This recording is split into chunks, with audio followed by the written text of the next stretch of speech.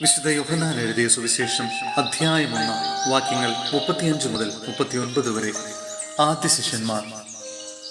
അടുത്ത ദിവസം യോഹന്നാൻ തന്റെ ശിഷ്യന്മാരിൽ 2 പേരോടുകൂടി നിൽക്കുമ്പോൾ യേശു നടന്നു വരുന്നത് കണ്ടു പറഞ്ഞു, ഇതാ ദൈവത്തിന്റെ കുഞ്ഞാട്.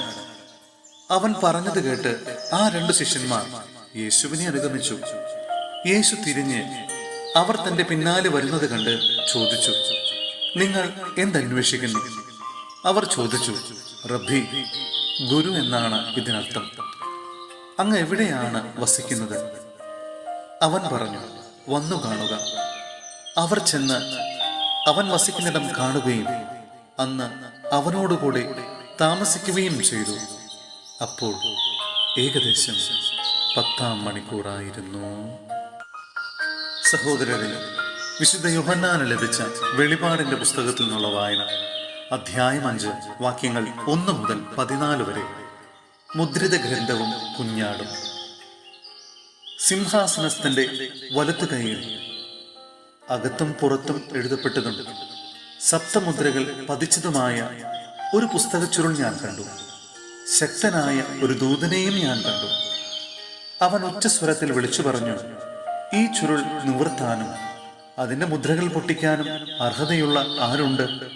എന്നാൽ സ്വർഗത്തിലോ ഭൂമിയിലോ ഭൂമിക്കടിയിലോ ഉള്ള ആർക്കും ഈ ചുരുൾ നിവർത്താനോ അതിലേക്ക് നോക്കാനോ കഴിഞ്ഞില്ല.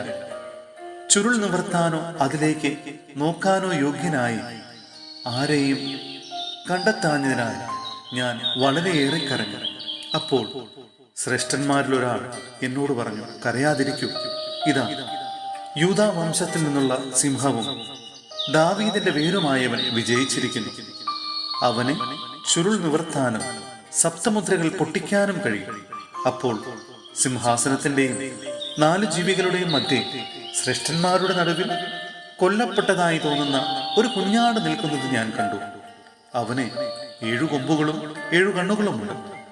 ഈ കണ്ണുകൾ ലോകമെമ്പാടും അയക്കപ്പെട്ട ദൈവത്തിന്റെ സപ്താത്മാക്കളാണ്. അവൻ ചെന്ന് സിംഹാസനസ്ഥന്റെ വലത്തു കൈയിൽ നിന്ന് ചുരുൾ വാങ്ങി. അവൻ അത് സ്വീകരിച്ചപ്പോൾ 4 ജീവികളും 24 ശ്രേഷ്ഠന്മാരും കുഞ്ഞാടിന്റെ മുമ്പിൽ സാഷ്ടാംഗം പ്രണമിച്ചു. ഓരോരുത്തരും വീണയും വിശുദ്ധരുടെ പ്രാർത്ഥനകളാകുന്ന പരിമളദ്രവ്യം നിറഞ്ഞ സ്വർണ്ണ കലശങ്ങളും കയ്യിലേന്തിയിരുന്നു. അവർ ഒരു നവ്യഗാനം ആലപിച്ചു. പുസ്തകച്ചുരുൾ സ്വീകരിക്കാനും അതിന്റെ മുദ്രകൾ തുറക്കാനും നീ യോഗ്യനാണ്. കാരണം നീ വധിക്കപ്പെടുകയും നിന്റെ രക്തം കൊണ്ട് എല്ലാ ഗോത്രത്തിലും ഭാഷയിലും ജനതകളിലും രാജ്യങ്ങളിലും നിന്നുള്ളവരെ ദൈവത്തിന് വേണ്ടി വിലയ്ക്ക് വാങ്ങുകയും ചെയ്തു. നീ അവരെ നമ്മുടെ ദൈവത്തിന് ഒരു രാജ്യവും പുരോഹിതന്മാരുമാക്കി.